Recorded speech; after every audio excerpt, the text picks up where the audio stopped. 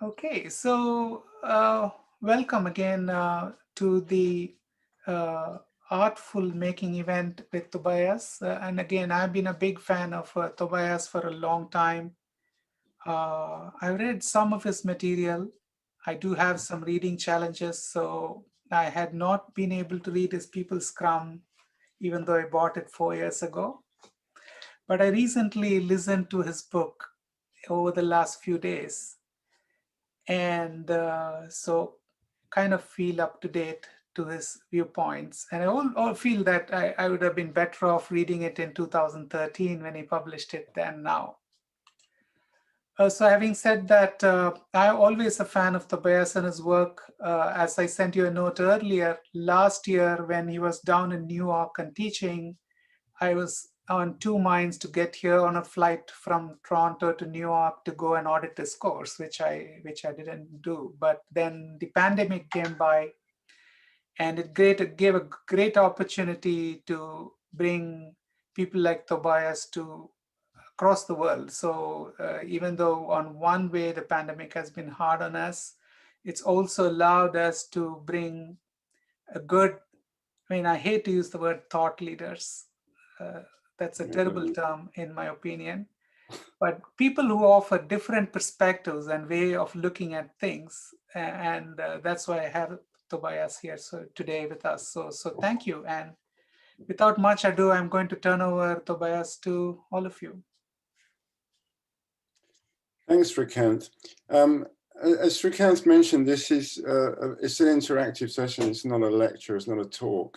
So you won't really get anything out of it if you hide your face and turn your mic off.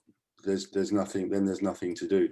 So I really invite you to, if you want to stay and join this, you will need to have your mic on, and it will be really nice to see your face so we know who we're talking to. Because there's going to be a series of breakouts around this. I'll prompt it. Essentially, I'm going to set some prompts up and have you talk about the four qualities of artful making is what we're exploring here. Now, in terms of the recording, Srikanth, I'm not sure how that will work. Because in the breakout rooms, it doesn't record in the breakout rooms, right? That is correct. So we would be recording the summaries, and when we post the recording, we edit out the pieces of the breakout because that will be just the few people who won't be joining the breakout in it. Right. Hopefully everyone will join the breakouts. You can pop in and out too, Srikanth. Yeah, of course I can. I would love to. Well, there are still a few more people joining. If you would, you see how I've got on my name, I've got my first name and my where I am in the world right now. It would be really nice if you could do the same thing so we can see where people are. You can put first name, last name if you want, but first name is what we're going to be using when we talk. So if you could just let us know what part of the world you're in, it's interesting. Because a lot of these meetups now, as you know, are international, aren't they? You know, people join. There's no reason you have to be in Toronto to join a Toronto meetup anymore. And I can see that Kate is in the UK. Hi, Kate. Hi, Tobias. Right, a few more people joining. So again, I encourage you to, if you can hear me, I don't know if you can, but if you can, it'd be nice if you could join us. So I'll start by just introducing the subject that we're looking at here. As you probably read in the introduction, the talk is based on some ideas from a book called Artful Making. Artful Making was written in, I think it was published around 2003 and written for some years before that. It's not an agile book in that it's not based in any way upon agile ideas as described in the Agile Manifesto, but it dovetails really nicely with that. The thinking was around, approximately the same time, but not from software people. So of course the Agile Manifesto was conceived and the ideas were put forth by people who were coders and testers and project managers and other people who worked in the IT world. Artful Making was written by two people, one who is a professor of business studies at Harvard University, and the other one who at the time was a professor of drama at Swarthmore University in Pennsylvania. Now, he's the older of the two, Lee Devin, and the younger one, the business lecturer at Harvard, was actually a student of Lee's some years before. And as he started to teach management skills over the years, he started to remember some of the drama stuff that he'd learned many years previously, and started to apply it in his business teachings, and realized how powerful it was. So he got back in touch with Lee and said, "You remember that stuff that you taught us, 20 years ago? I'm using that now in the business world. Would you be interested in collaborating on a book with me?" So the two of them got together, and they spent a few years kind of exploring these ideas, and published this book called Artful Making. So essentially the title, what it means is it's a way of differentiating a kind of work that people do that's not, that's different to what they call industrial work. So industrial work, we might think of it as manufacturing, for example, work that reproduces things, factory work, some forms of engineering work as well, where things are very known. If you can create an upfront design and a blueprint and follow it exactly when you do the work, that's industrial work. That's not artful work. So the differentiating artful work from that. It's not to say it's devoid of art. It's not a judgment in that sense. It's just a way of terming these two things. Us in the IT world, we talk about complex work quite a lot, and simple work, complicated work, complex work, chaotic work. And we have models like the Stacey diagram and the Cynefin model that, divides work up in particular ways. And this is just another way of dividing work up. It's much simpler in my view, because it really kind of just has these two categories. Another way of thinking about it, terms that I sometimes use, is there's mechanical work, which is like industrial work, and there's organic work, which is like artful work. Organic work being work that when we're making things, we don't quite know what the end result is going to be. We've got some vision, we've got some direction, we've got some purpose, got intent, but we don't exactly know what it's going to end up looking like. That work is artful work, and the nature of that kind of work means that we have to continuously get feedback from our environment in order to know which direction to go in, and we need to possibly keep changing directions to meet the needs of the people we're doing the work for. So of course that description could be a description of agile software development, right? It's pretty much exactly the same. But they're looking at lots of different kinds of work, and they're thinking that they are writing for managers. The subtitle of the book, in fact, is What Managers Need to Know About How Artists Work. So their claim, and I think it's a reasonable one, is that pretty much all artists of any shade really work in this particular way. They work in artful ways, they work in agile ways, they work in emergent ways, they work in organic ways. They don't quite know what they're doing until they do it. So a great metaphor for me, when I was a software developer, the best way of people asked me about, who didn't know anything about software development, asked me what it was, what is it you're doing? And I said, it's like, because everyone knew about that TV show, Whose Line Is It Anyway, which is an improvisation show. I said, I do with software what these people do with words. I make it up as I go along. And that was the quality of software engineering for me. So it was not really engineering at all. It was more like software creativity, or software craftsmanship is the term that has been coined since that time. So it is because the nature of software products is they're trying to meet immediate real world problems, and those problems change all the time, perhaps much faster than the problems in other spaces. So, we're able to steer and adapt our way towards the thing we want to make. And that's an artful approach to work, essentially. So when they're writing about this and comparing these kinds of work, they say, we're not going to look at industrial making. There's a lot of books written about that, and it goes all the way back to Frederick Winslow Taylor and before, this idea of scientific management, where it's about defining things, essentially, right? When we're doing manufacturing work, industrial work, factory work, or even building work, architecture and stuff like that, we want to know what we're making before we make it. We can't just kind of improvise it. It's got to have a clear blueprint and know exactly how deep the foundations are going to be to put that bridge up, and what the rock formations are, and we have to know all that stuff. So a lot of research goes into it, and a plan is drawn up, and the plan is followed. The role of project manager is really essential in those kind of domains, because they're making sure that everything is working according to plan. Bringing project managers into artful work is not so successful, it's turned out. You know, we try to have project managers in software development work, and it's not quite the right fit. It doesn't, you know, there's parts of it that work, but there's, on the whole, it's just not quite right.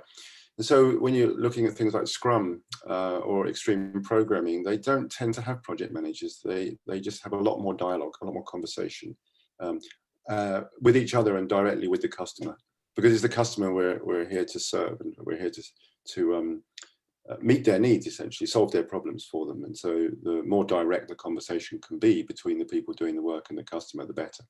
We don't really have, we do better when we don't have interim people. We don't have agents in between. But in, you know, in defined work, in industrial work, that's a fine model. It works pretty well, because everyone knows what to expect at any given time. Whereas software development and other artful endeavors, we don't really know. So in the book, they've identified 4 qualities of artful making that we're going to look at today. But before we do that, I'd like to just do a sort of warm-up breakout group. How many have we got here? 1, 2, 4, 8, 12. Can we do 4 rooms of 4, Srikanth? Sure, we can do that. And in those rooms, I'd like you, if you don't have your camera on now, and I understand it, because Srikanth has said he's recording this, and you may not want your face to be recorded. When you go in the breakout rooms, they're not being recorded, okay? So, and these are dialogues. So I really would like you to, at the very least, turn your mic off and join the dialogue. And the first dialogue really is, I just want you to think about what I've just talked about, the difference between creative work, artful work and industrial work, or mechanical work and organic work, you know, those kind of 2 differences, that split. And just talk about what that means for you in the work that you do. You know, where does your work fall into that? Just play around with it, give it some thought, introduce yourself to a couple of people that you may not have met yet. And that's just a warm up, and then we'll go into looking at the qualities themselves. All right, so we'll just do 5 minutes, Srikanth, okay? 5 minutes and a bit of a countdown at the end to come out. I can do that. Thank you. So hopefully you had a chance to say hello to someone. I noticed that there are a few people from other parts of the world here. I saw Costa Rica there somewhere. Laura, hi, Costa Rica. Hi. Someone from the USA. That's also not Canada, as I understand it. Though sometimes we could be called the 51st state of the Union. Oh, I don't know about that. Are you sure? Yeah. You be careful what you wish for. Well, we're kind of the nutty children to the south of sweet Canada, so. I don't know, a couple of USA people. Okay, let's move on here.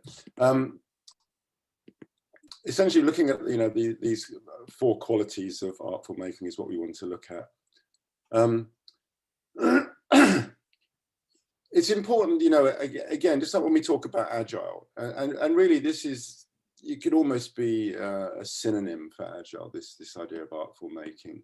It's just that it doesn't constrain itself to the IT world in a way that, you know, that's where agile began. Of course, it's not constrained, but it's the way a lot of people think about it. Artful making is applied. It's essentially, in the book, it's applied to management. That's really what it's applied for. It's management at all levels. So it's, you know, about managers creating space for creativity. That's essentially what it's about. So it's about the 4 qualities speak very much to people in management. This is how you create space for creative work to occur. So it's at that kind of a level that they're addressing here.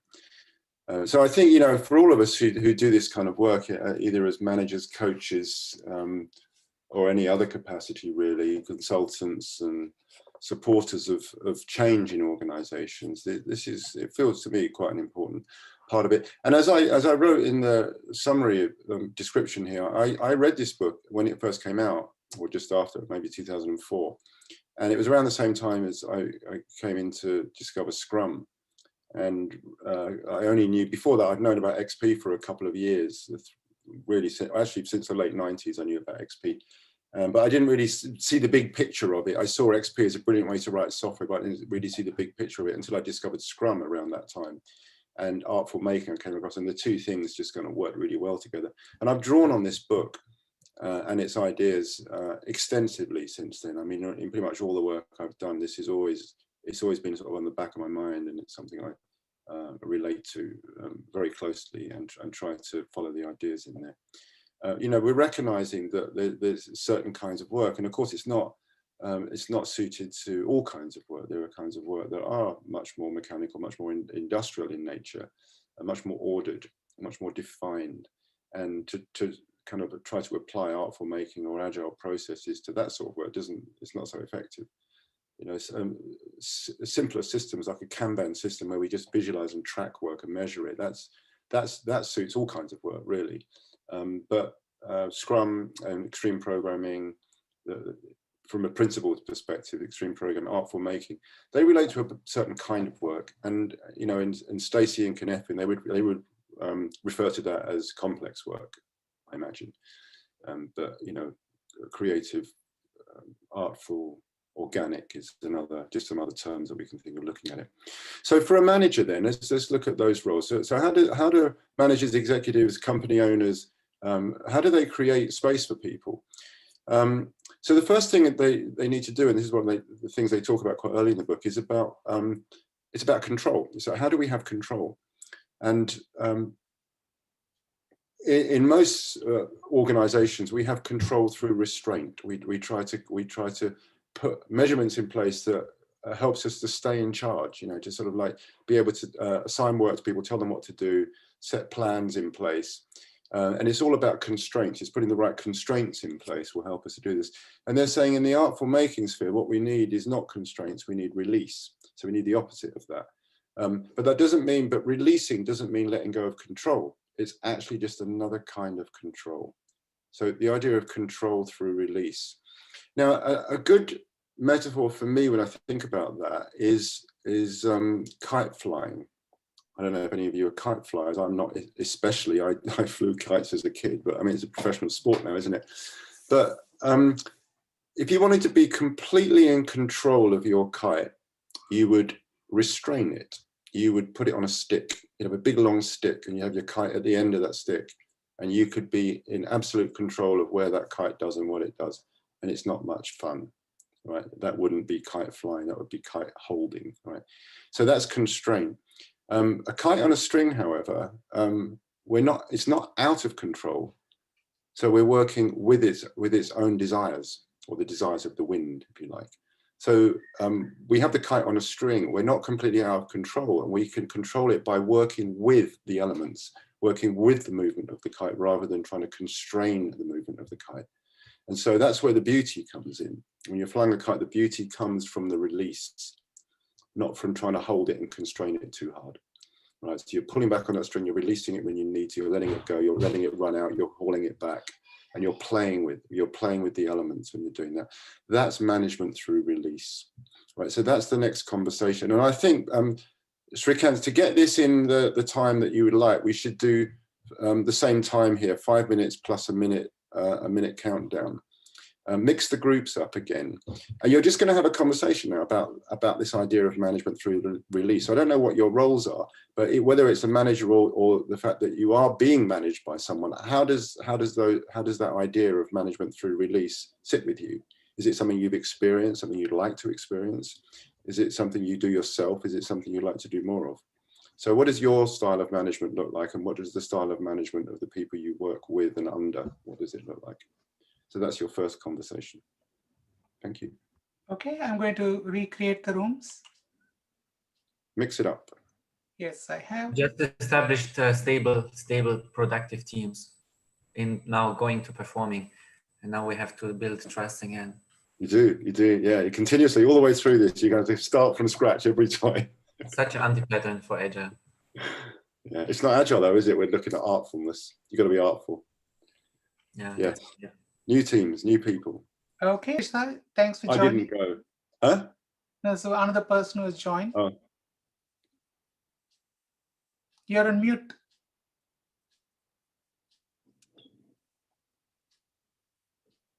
Sucheta? Hello, how are you doing? The participants are in the breakout room discussing a particular topic with you. I think people are coming back. Oh, it felt short, didn't it? Short and sweet. Interrupted mid sentence. Time is going fast so by. I wish we could have a counter earlier.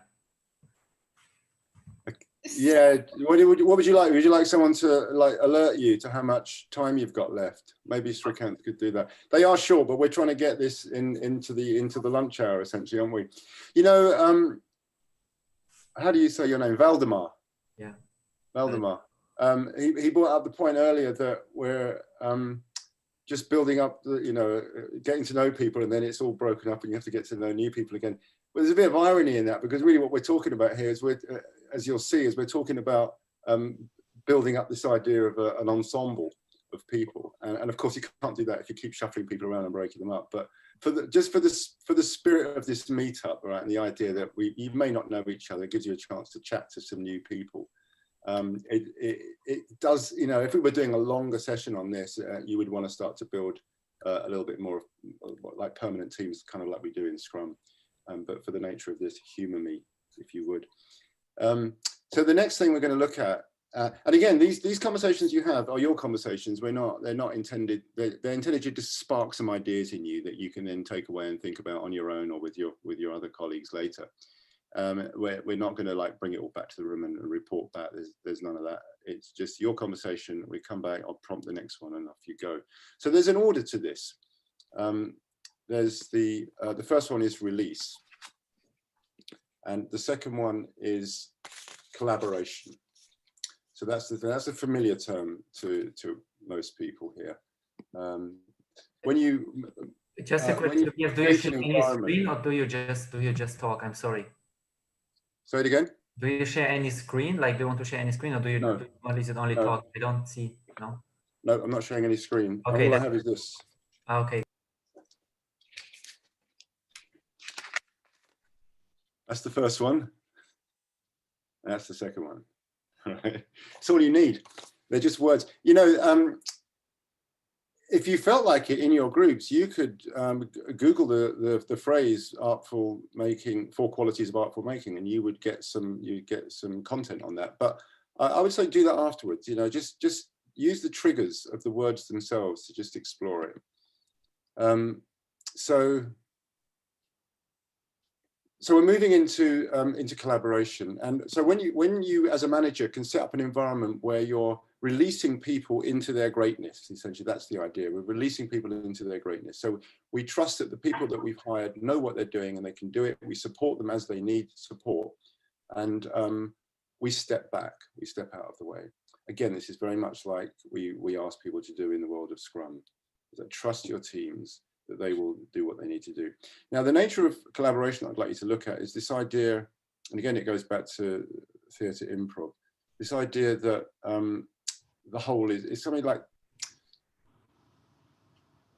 about letting go of your own ideas. I think that's probably the best way of putting it. Collaboration is very much about letting go of your own ideas and listening to other people's. So the more we hold tightly to our own ideas, the less ability we have to learn from other people. So we're trying to release our own ideas and move into a space where ideas can be shared. They use the term reconceive a lot in the Artful Making book, and reconceive is offered in contrast to compromise. So we're not trying to say, well, your idea is good and my idea is good. Let's, you know, if we get rid of that bit of your idea and that bit of my idea, we've got common ground, common denominator. But common denominator is always lowest. You're going down to the lowest point. And what we want to do is raise it. So we're trying to take 2 completely different ideas and make a third idea. And that's reconceiving. And it requires, you know, a deep form of collaboration to do that. So I'd like you to just talk about the word collaboration and how it's used in our organizations. Very often we use it as a synonym for cooperate. And, you know, when we ask people to cooperate, we're basically saying, do what I want you to do. You know, I need you to cooperate with me. I'm your manager. I need you to cooperate with me, which is just kind of a roundabout way of saying, look, ultimately, you just got to do what you're told. That's not collaboration, obviously, is it? So collaboration is not cooperation. Collaboration is this idea of like my idea, your idea, and a third idea that can come out of that. So that's the next conversation for 5 minutes. Thanks, Srikanth. Sure. I'm going to break people up. We have a couple of new participants, so. Yeah, and again, when you go into the breakout rooms, please put your video on and turn your mic on. Welcome back. So we had release, collaboration. This is a nice word. I like this word. In the Scrum world, in the Agile world, we tend to use the word team, but in the theatre they use ensemble. Does it mean exactly the same thing? I don't think so. I think there's something more in an ensemble that really is about the whole being greater than the sum of its parts. And we belong to something bigger than ourselves. Now, we do strive for that. And when I teach Scrum, that's what, I try to get those ideas across. But for me, it kind of comes directly from that model. We're not just a bunch of experts in a Scrum team. We're a bunch of people whose skills support the skills of the other people. So our work supports other work. It's not just work in isolation. But when we're moving from a traditional way of writing software, which is very much about silos and handoffs and stuff like that, the idea of a Scrum team as an ensemble is quite alien to a lot of people. So we're really looking at what does it mean to be part of something that's bigger than you, and creating something that you couldn't possibly, no individual could possibly create alone. You're creating something much bigger than any individual could do. So this concept is that the whole is greater than the sum of its parts. What's your experience of being part of a group of?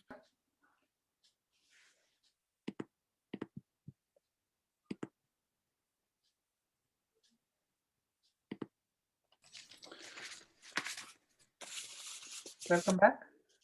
Welcome back, everyone. So we're going to look at the fourth one now. Remember, that was the first. We need to release people into their greatness. Support the idea of collaboration, letting go of your own ideas and embracing other people's, which creates ensemble. Where people working together become working for a purpose greater than just themselves, and creating something where the whole, the whole is greater than the sum of the parts.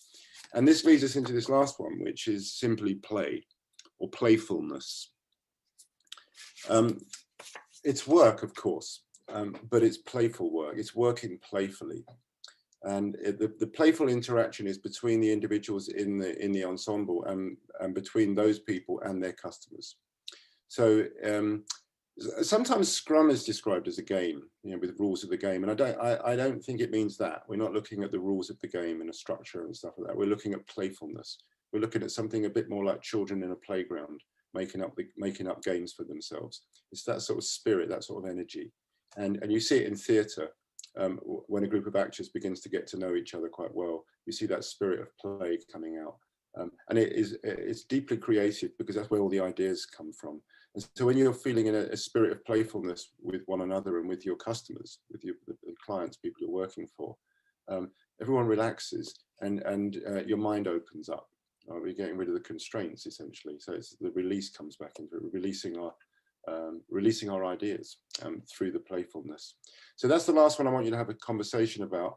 When that one's up, if you can stick around, I'll be here for another 10 minutes or so, and we can do some Q&A around this. I'll talk a bit more about the influence of this book on me and my work. But if you could just go into rooms again. Again, it's just 5 minutes, including the countdown. 3 counts, right? So it's a real quickie. Okay, I'm going 4 to. minutes of the countdown. Just so people can get off if they need to. So we're looking at playfulness. How does playfulness show up for you and the people you work with? Is there enough of it? Is it your playfulness, or is it corporate playfulness that is kind of foisted on you? Because they're very, very different. All right. So take some time to compare them. Here comes everybody. Well, it was a bit of a lightning leap through these different ideas, and perhaps there was some benefit and some use in having those conversations. I do encourage you to take a look at that book. There's actually, I can maybe send you there's a good synopsis. That one. That's a decent synopsis of the book. It just sort of highlights what's in each chapter about that. And then if you want to just read where is it? Not that one. Just a short summary of the 4 qualities themselves. You can take a look at that. So those 2 links might be useful. Otherwise, just get the book, because it's still a good book. And probably buy lots of second-hand copies are available now. The guy who wrote it, one of the guys who wrote it, he said to me one time, he said, everyone I meet seems to have read my book, but no one seems to buy it because I don't make any money from it. So it's one of those things, we just hand it out, we pass it out and share it. And, my copy was $7 on Amazon, a used copy I could find. oh, there you go. That's decent, isn't it? Yeah. They don't make any money from used copies either, I don't suppose, do they? No, they don't. I never know. No one writes books to make money these days. You just don't, unless you're like a best-selling novelist. Amazon makes money on books. Nobody else does. Yeah, that's right. Yeah. But it is a book worth reading. And their second book that came out 10 years later, called The Soul of Design, is also a wonderful, wonderful piece of writing. So anyway, it's nice to meet you. If you want to stick around though, I know that some people have to go because it's back to work time, but I'll be around for another, until 15:15. So we can, if you've got any questions, I'm happy to. You can either enter your questions via chat window for Tobias, or you can unmute yourself and ask him directly too. It's only a smaller group. We are here. Good idea. I have a question. Tobias. Karen, go ahead. Oh, okay, go ahead. We had a question. We're trying to see how can we introduce playfulness in a work environment, because I think the example that we gave during our discussion, it was either before a stand-up or before a retrospective, but it was not part of the daily life of the team. It was, well, if you want, structure that we're doing this time and this The thing is, you can't force it, Guy, right? You can't make people be playful. And the idea of trying to say, let's be playful at this point of the day is not going to work. So playfulness is just a quality that emerges from the group, but it can't emerge if the group don't feel safe. So it comes back to psychological safety. If we create a space that's conducive to conversation, first of all. So if people are in a space where they're all facing away from each other and they've all got their backs to each other, they're not going to engage in much conversation during the day. If they're not pairing, they're not having that kind of intimacy of dialogue that they would if they were doing pair programming. If they're sitting in cubicles, obviously that's never going to work. So the team that I found the most playful was a team that shared a space, did what they call promiscuous pairing, where they're changing partners, changing pairs a lot.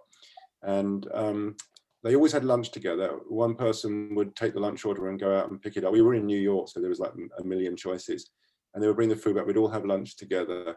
And the playfulness just came from that. It came from the spirit of the people in the group, and they would do silly things. They would stop working and they would all go out somewhere, or they would decorate the room in a particular way, or, there was just stuff happened, just, things, or they would stop and play a word game for 15 minutes or something like that.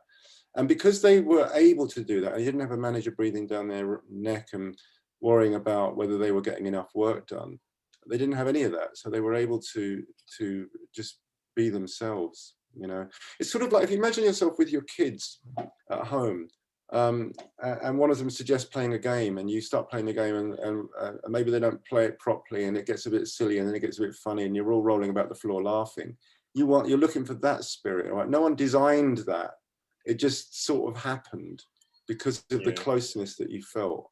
Mm-hmm. So we're trying to, so rather than trying to build in fun, which is the problem we have in a lot of corporations, they say we're going to have fun, and they're going to build it into the day, and they're going to buy all the football table footballs and all these things, and bring beer on a Friday. And well, that might be nice. That's not what I'm talking about. It's not playfulness. Okay, that's corporate fun. That's different. So you've got to find, how do I make an environment is the question, Guy. It's not like that, how do I make fun happen? How do I make an environment where people want to be and feel relaxed in and feel they can enjoy themselves? Then it might come. And how about Tobias? So one more thing. So again, hold on. I just finished that thought, because again, you're going to the playfulness, but there's those three things that come before that, right? Where's the release? Are people being released? Are they collaborating, or are they just working alone? Have they got ensemble? Have they got this whole greater than the sum of its parts? Because you haven't got those things in place, the play's not going to happen. So you've got to go back to the drawing board on that one, I think. Yeah, sorry. Thank you. Karen. So how about in our beloved remote environments today? It's harder, isn't it? Yeah. So any example to share? Well, you know, part of it depends what we mean by fun. When we have this idea of fun, we think of laughter or playfulness. It's not necessarily laughter, all right? It's not having fun, playfulness. Playfulness is just is being curious and experimental and feeling relaxed and comfortable. So one online workshop I did, the trainer, he used no technology. It was all analog tools. So he was getting us to draw and hold pictures up to the screen and things. And in the lunch break, he built in a 2-hour lunch break and encouraged us to have lunch together. He said, take your laptops into your kitchens or your dining rooms and prepare your lunch where people can see you preparing your lunch, and talk to people, talk to each other while you're doing this. And not everyone did it, but some of us did it. And by the end of the lunch break, we felt really close. You know, and people were drawing as well. So we were eating lunch, and then we had, because it was long, it was 2 hours, and we had some time to paint. And so people were painting, and people were eating, and people were talking. And it was just like being in their living room or being in their kitchen with them. So all the sort of awkwardness about, you know, have I got the room set up right? Am I using the right virtual background? Am I giving the right impression? All of that sort of went by the way. And we were just hanging out in each other's kitchens. And for me, that was playful, right? So that was like, and then the creativity started to happen. And I painted a picture in that time. And I don't paint. I always think I can't paint. And I painted a picture and I was really proud of it. I made something that I thought, wow, I can actually do this. And that came out of the environment that trainer, that particular facilitator was able to create. So again, it comes back, for me, it almost always comes back to the environment. That's what I like about this book and the second book they wrote called The Soul of Design. It's all about, the focus is all about the environment. It's if you create the right environment, the rest falls into place. But we come at it the wrong way. We come at it through trying to fix the people and help the people enjoy themselves or make sure the people are okay. The people are okay. We're always okay if the environment we find ourselves in is conducive to that. You know, it's got to be. We've got to have a sense of security, a good sense of safety. Our needs must be met. Our basic needs must be met, and then the creativity starts to flourish. So it seems to always come back to that. Another Thank question. you for helping us flourish. Online or not, online or off. Yeah. We've got to get experimental, Karen, with this online stuff, right? We have to start really taking some risks with it.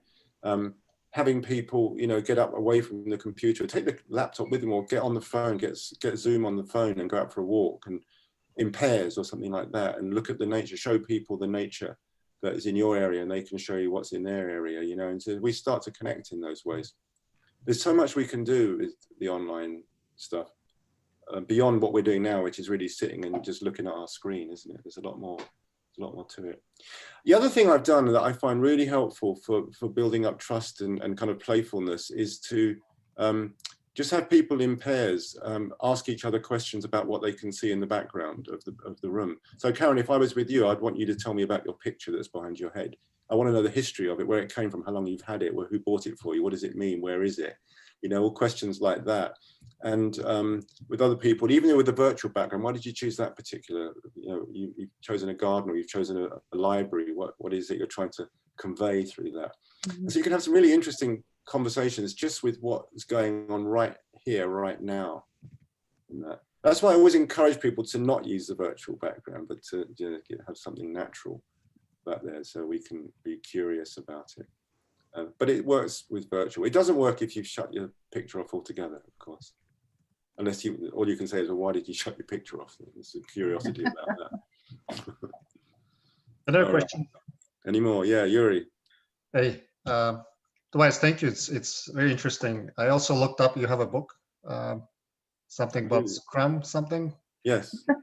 Okay. I do have a book about Scrum. You missed the introduction from Srikanth. He talks about audio. No, I looked it up on Amazon and it came up. So you don't see playfulness being the opposite of, or kind of the counterpart of structure, do you? Oh no. Basically, you know, if you have a business-like structure, and process around things, right? Yeah. It's So not the counterpart. it's not like they contradict. They can, no, not at all. No. In fact, I would say that you can have a lot more playfulness if you have structure. If there's no structure, there's no safety, right? So playfulness comes out of the sense of, I use that term again, psychological safety. Psychological safety often gets mistaken for comfort. People say, I need to feel psychologically safe. And what they mean is I want to be comfortable. I don't want to be threatened. But psychological safety is so you can be threatened, right? It's the safety that you can be threatened. It's the safety that you can step outside your comfort zone and do something you wouldn't dare otherwise do. That's psychological safety. So if we don't have that, and that's structure to me, that's part of the structure, is creating an environment where people are, where there's, the work is structured. Scrum is a very structured approach to work. And yeah, within Scrum, there's a huge amount of creativity comes out of that. And the creativity comes out of the playfulness. But without the structure, it would be, we wouldn't know what we could do. We wouldn't know what risks to take, and it would fall apart very quickly. It would just sort of collapse into anarchy, I think. Which is, that depends, of course, on the type of Scrum that one practices. Well, let's assume that we're doing good Scrum, not rubbish Scrum. It's not just Scrum, it's structure. The thing about Scrum, right? Scrum is a structure, it's a framework. It gives us some structure to our work. And that structure in itself is something to, it has something to do with safety. And a sense of just kind of knowing what's around the corner to some extent, right? Even though we can't predict what our product's going to be, we do know that at the end of this week, we're going to have a review meeting. So we better get our work ready to show it at the review meeting. And if we can't, we better go and have a conversation with the customer to tell them it's not going to be ready. And so it makes sure that we do the things that we take responsibility. That's what structure gives us. And so we start to take responsibility. We feel more comfortable with one another. We trust one another. Trust grows, and so the playfulness grows. Yeah, and I find that the safety is actually, it can bite you back as well, because people naturally want to be safe in everything they do, and if you get an organization where everybody's covering their back, and I need to do something, I need to confirm with PM. PM that's not safety though, Yuri. So it's it becomes like safety. It's not safety. That's cowardice, right? That's fear. Right. That's fear. So basically, fear of making a mistake. And I think that basically stops everything. Yeah. We use the words, I want to feel safe, but what we're not using, we're using, all words get misused and it's not the same. So I kind of rebelled against this idea of using psychological safety for all, because I saw how it was getting misused, and it's used just like you are describing there. Jem and I started, my colleague of mine, started using the term, rather than safe space, we started using the term brave space, just to separate it from that, because it's not about safety, it's about courage. So, but of course, in order to be courageous, you have to feel secure, you have to feel anchored in some way. But you also have to risk, but you've got to risk to be brave. It's a tension. It's basically, you can't always be staying comfortable and safe, like you have that tension. That at some point you need to kind of step out and risk. Yeah, and again, that's what the structure gives you. It gives you something to come back to, something to ground you. We are pretty much out of time on this. You can find me on LinkedIn if you want to keep the conversation open, at least in text. Sounds good. Yeah. Thank you. And Tobias has lot of short courses that help you think, and I've been attending a lot of them in the recent times. Primarily because they're now online, and that's again an opportunity to spend time with smaller groups and just rake your brain with crazy ideas, and learning happens along the way. Yeah, I've got 2 workshops coming up. I've got a storytelling workshop coming up on the 4th of December. I think there's like 2 places left on that. Yeah, well, the problem with that, Tobias, is it's a full day UK course where if I'm in Canada, it starts at 4 a.m. It does. But it's not out of the question. I've had people from Ohio join my morning classes. So, that's brutal at 3 a.m. in the morning. It's a depression and dedication, Some dedication.